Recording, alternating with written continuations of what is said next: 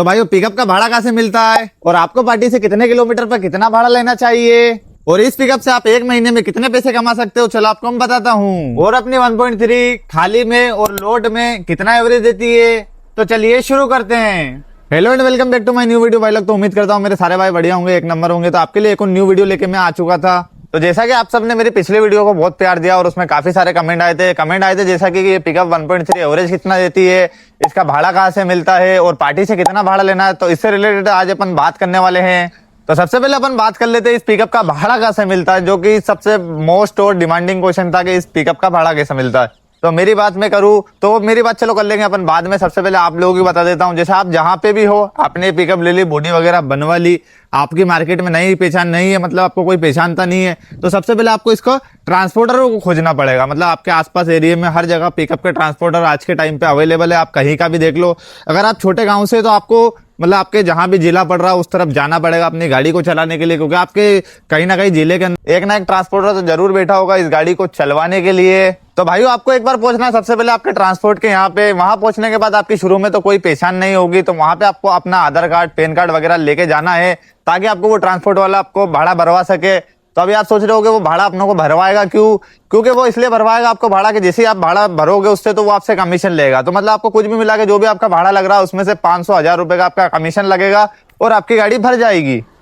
तो भाइयों अब आपके दिमाग में चल रहा होगा कि हमने यहाँ से तो भाड़ा भर लेते हैं और भाड़ा भर के कहीं भी पहुंच जाते हैं, लेकिन वहां से वापसी की रूटिंग अपनों को नहीं मिल पाती। तो उसके लिए भी एक आपको बढ़िया राय देने वाला हूं मैं। सबसे पहले तो आप जहाँ पे भी भाड़ा भर के गए हो तो अधिकतर पिकअप जाती है अपनी मंडी के अंदर। जहाँ मंडी के आप अंदर गए हो तो वहां पे आप देखा करो कौन से जिले में गए हो, तो उसकी पासिंग देखा करो, इसकी पासिंग ये है। अब वहाँ की पासिंग देखने के बाद वो गाड़ी ढूंढा करो कि यहाँ की पासिंग वालों की ये गाड़ी है। तो मतलब वहाँ के लोकल बंदे के पास आपको जाना है और उससे पूछना है आपको कि मतलब यहाँ से हमको ट्रांसपोर्ट वाले के नंबर दे दो या फिर यहाँ से हमको किधर से किधर का लोड मिल सकता है। और अधिकतर ट्रांसपोर्ट वाले जो कि होते हैं वो होते हैं मंडी के अंदर ही। तो वहां से आपको ट्रांसपोर्ट वाले को खोजो और वहां से उनसे बात करो कि भैया मेरी ये गाड़ी है और मेरे को रिटर्न यहाँ से यहाँ का माल चाहिए। और उसके ट्रांसपोर्ट वाले के यहाँ पे आपको तुरंत भी माल मिल सकता है और 1-2 दिन रुक के भी मिल सकता है, लेकिन आपको मिलेगा जरूर। शुरू में आपको मेहनत बहुत करना पड़ेगी, लेकिन यही है कि अगर आप मेहनत करोगे तो आप फिर इस धंधे के अंदर सफल हो जाओगे। तो भाइयों मोस्ट डिमांडिंग क्वेश्चन तो ये है कि मोनू भाई तुम कहाँ से चलते हो? तो मैं आपको बता देता हूँ मैं कहाँ से चलता हूँ। ये देख सकते हो मेरी गाड़ी पे NS फ्रूट का मार्का लगा है, जो कि मेरे जावरा शहर के अंदर एक लोकल गोदाम है। तो यहाँ से मेरी गाड़ी 8 महीने चल जाती है। उसके अलावा मेरी गाड़ी 4 महीने बचे हुए, जो कि एक मेरा भाई है रईस मालवा ट्रांसपोर्ट के नाम से उसका ट्रांसपोर्ट है। तो भाई अपन से कमीशन वगैरह भी कुछ नहीं लेता और उसके यहाँ पे बचे हुए 4 महीने में अपनी गाड़ी को चलाता हूँ। तो भाई उम्मीद करता हूँ कि मैंने आपको बता दिया भाड़ा वगैरह कहाँ से मिलता है। अब अपन बात कर लेते हैं इस पिकअप से मतलब कहाँ का कितना भाड़ा लेना है। तो ये आपको मैं बता देता हूँ। जैसे कि ये 1.3 है, 1.7 रहती है, मतलब ये 1.3 और 1.7 का एक ही भाड़ा रहता है, इसमें कोई अलग अलग भाड़ा नहीं रहता है। 2.0 की बात अलग है, उसके अंदर लोड भी ज्यादा आता है और उसका एवरेज थोड़ा कम रहता है, तो उसका भाड़ा अलग रहता है। तो अपन 1.3 की मैं आपको बता देता हूँ।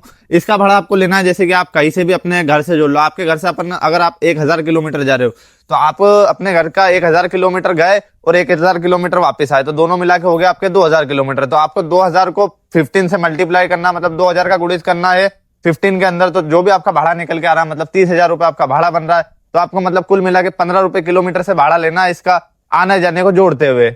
तो भाइयों अभी आप सोच रहे होगे कि मोनू भाई आपने तो बहुत कम भाड़ा बता दिया यार, कि इसमें तो गाड़ी पूर्ति भी नहीं है। तो मैं आपको ऐसा भाड़ा बता रहा हूँ जो कि आपको हर कोई दे देगा, क्योंकि दूसरी गाड़ी वाले जो कि है वो इसी भाड़े में चल रहे हैं। और अगर आप पार्टी से थोड़ा ज्यादा भाड़ा मांगोगे तो आपकी गाड़ी बिल्कुल भी नहीं चल पाएगी। और बात करें जैसे कहीं कहीं का 15 रुपए किलोमीटर से भी कम भाड़ा लेना पड़ जाता है। वो क्यों लेना पड़ जाता है मैं आपको बताता हूँ। कभी भी आप एक चीज को ध्यान रखना कि आप जिस भी एरिया में हो, आप कहीं जाते हो लेकिन वहां आपके दूसरी जगह से भी आपके एरिया में माल आता है, तो उसका अवश्य ध्यान रखें कि वहां से क्या माल आ रहा है। तो आप 14 रुपए किलोमीटर, 13 रुपए किलोमीटर के हिसाब से भी जा सकते हो, ताकि आप उधर से माल लोड करके ले आओ। क्योंकि जो उधर से माल लोड करके आता है ना, वो अपने इधर से ना मतलब कम भाड़े में माल ले जाता है, तो आपको लोडिंग नहीं मिल पाती। इस चक्कर में 14 रुपए किलोमीटर का भी ध्यान रखे, 13 में भी चलाइए।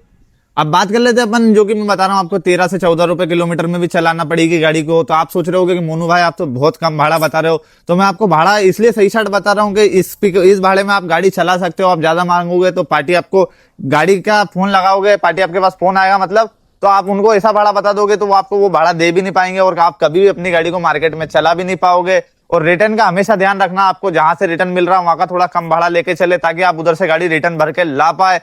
और अगर जैसे कि मैं इस वीडियो में बता देता कि आप तो 20 रुपए किलोमीटर से भाड़ा ले तो आपको बहुत अच्छा लगता, लेकिन मैं वो बता रहा हूँ जो मार्केट में चल रहा है। अगर आप मार्केट का भाड़ा लोगे तो आपको फिर मार्केट में कोई भी नहीं रोक सकता गाड़ी लाइन में आगे आने के लिए। चलो अब आपको मैं दूसरी चीज बता देता हूँ कि आपको लोकल में कितना भाड़ा लेना है। तो आपको लोकल में इस गाड़ी का भाड़ा लेना, एवरेज मान लो कि आप आपके घर से 100 किलोमीटर जा रहे हो, तो 100 किलोमीटर का आपका भाड़ा होना चाहिए कम से कम 3500 से 4000 के बीच में। 100 किलोमीटर का भाड़ा ये है। और वजन है इस गाड़ी में 3 टन से ज्यादा बिल्कुल भी मत बनना, क्योंकि ज्यादा ओवरलोड करोगे ना तो ये गाड़ी ज्यादा नुकसान पाती देगी। और बात कर ले के एरिया के अंदर, मतलब आप जैसे मैं जावरा रहता हूँ, जावरा के अंदर लोकल के अंदर, तो लोकल के अंदर इस गाड़ी का रेट चलता है 700 रुपीज का, मतलब 700 रुपये आपको भाड़ा इसका लेना है। तो भाई उम्मीद करता हूं कि आपको इतनी जानकारी अपनी समझ में आ चुकी होगी। अब अपन बात कर लेते हैं कि ये गाड़ी एवरेज कितना देती है। तो ये गाड़ी अपनी देती है खाली के अंदर एवरेज 13 से लेके 14 तक का।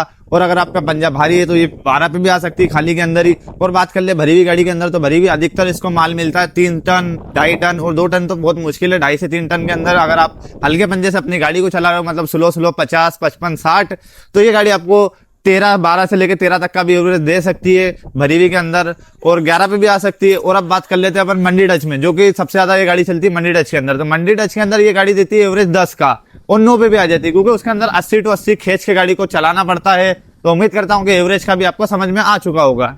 तो भाइयों अब आपका नेक्स्ट क्वेश्चन था, जो कि था कि मतलब ये गाड़ी एक महीने में कितना पैसा कमाती है। तो इसका मैं 1 महीने का आपको बता देता हूँ। ये गाड़ी 1 महीने का इसका कुछ फिक्स नहीं रहता है, क्योंकि ये गाड़ी के चक्कर रहते हैं, क्योंकि पूरे महीने तक एक ही लाइन पे ये चलती नहीं, जिसके चक्कर पे तो ये गाड़ी कुल मिला के 1 महीने के अंदर कोई फिक्स बचत नहीं इसकी। कमाने में कुछ भी कमा लेती है और नहीं कमाने में 0 बाटे पे भी आ जाती है। ओवरऑल देखा जाए तो खाली ये गाड़ी अपनी किस्त निकालती है। तो भाई उम्मीद करता हूं कि मैंने आपके सारे डाउट क्लियर कर दिए होंगे, और जो नहीं क्लियर कर पाया उसको आप कमेंट में जरूर बता देना। और आपको इस गाड़ी से रिलेटेड क्या जानकारी चाहिए वो भी मेरे को कमेंट में बता देना। और तो इस वीडियो को भी अपन कर देते हैं यही एंड। अगर आप यूट्यूब पे देख रहे हो तो मेरे चैनल को सब्सक्राइब करें, और अगर फेसबुक पे देख रहे हो तो फॉलो करना ना भूले। तो मिलते हैं फिर अगली वीडियो में, तब तक के लिए बाय।